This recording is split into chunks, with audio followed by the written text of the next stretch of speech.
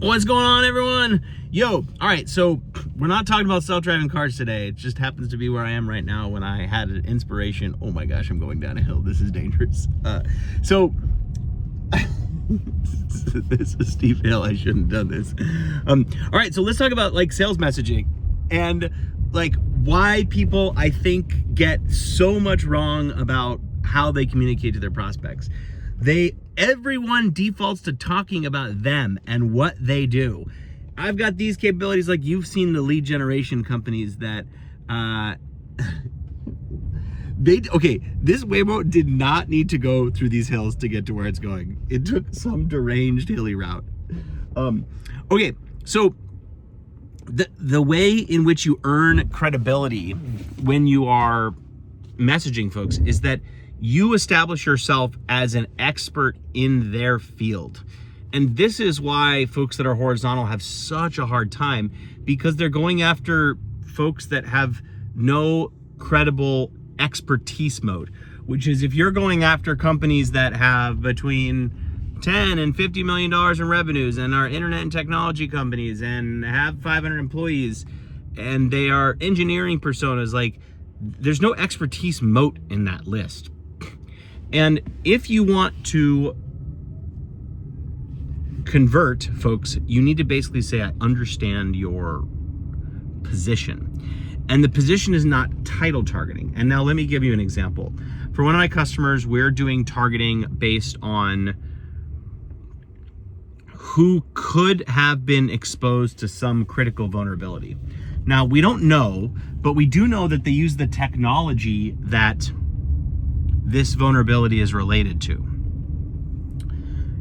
And that means that I can send a message about the vulnerability. Now, what silly people would do is they'd be like, hey, Jordan, I saw that you might be subject to this vulnerability. Our software fixes this vulnerability, blah, blah, blah. That's lame. It's lame because you are essentially removing your credibility in that situation. And all you're trying to establish is that I understand you. Chris Voss calls this tactical empathy. So how do you do that? Well, it's actually not crazy hard. What you do is you basically say, from my understanding, that like you're probably aware that there was this vulnerability on this date. Now, what do you say next? Well, I was having a conversation with IT professional, someone that was in this exact situation as you.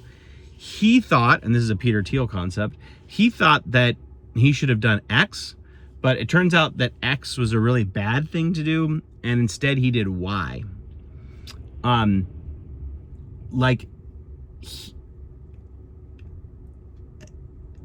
Once you have established that you kind of understand that value prop, that you understand the situation that that person was in, then you can just ask a question or even relate to what this person did and say something like, he decided that, or because that this type of vulnerability continued to crop up,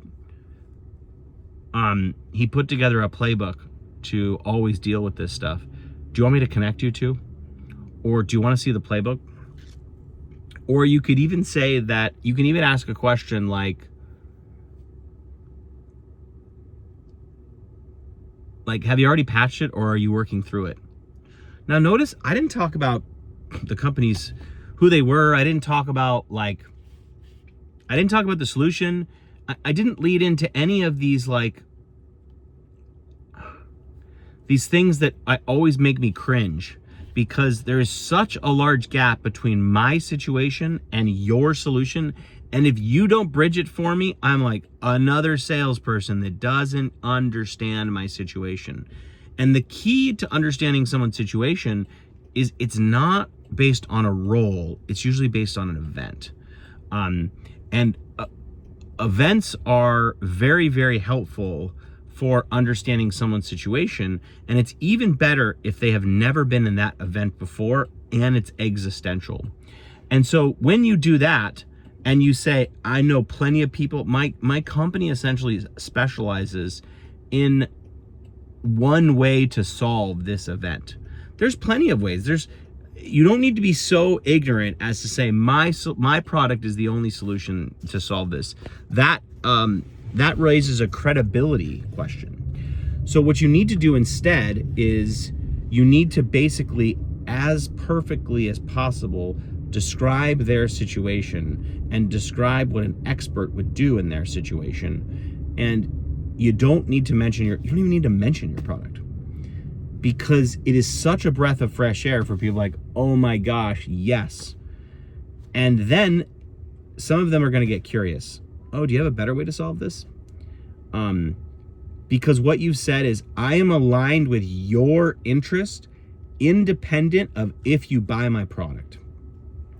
And when you do that, what immediately happens is people's guard lowers, and they're like, I understand that this person is interested in my in my problem, and now I can trust that they're not going to pitch their solution necessarily, that they have the wherewithal to know that there might be multiple ways to solve that problem, and one of them might be to go through this Byzantine forest.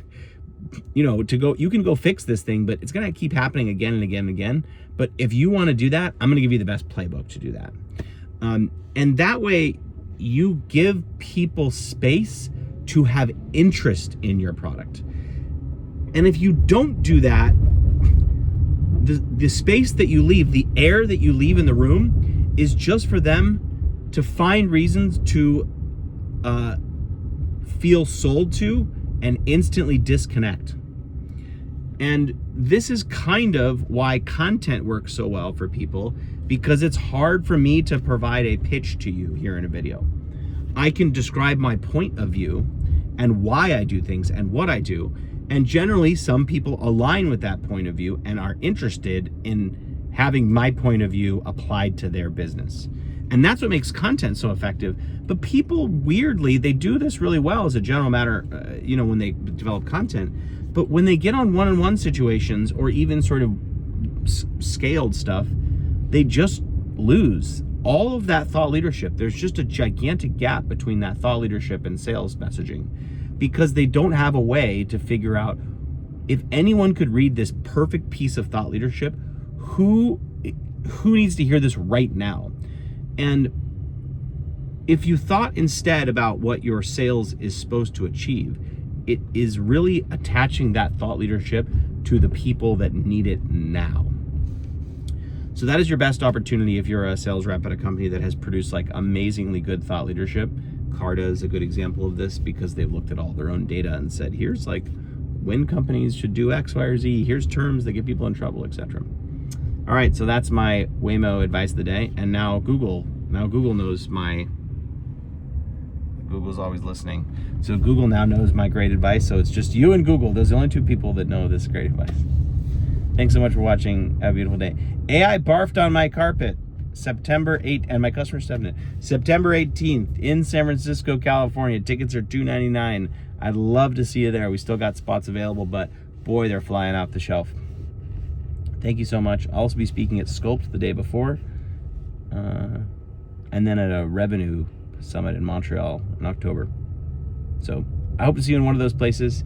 And as always, I am so grateful for you, grateful that you invest the time to better yourself, to learn more about how to write messages, and to think from your customer's vantage point. And if I could be a small piece in that journey for you, great.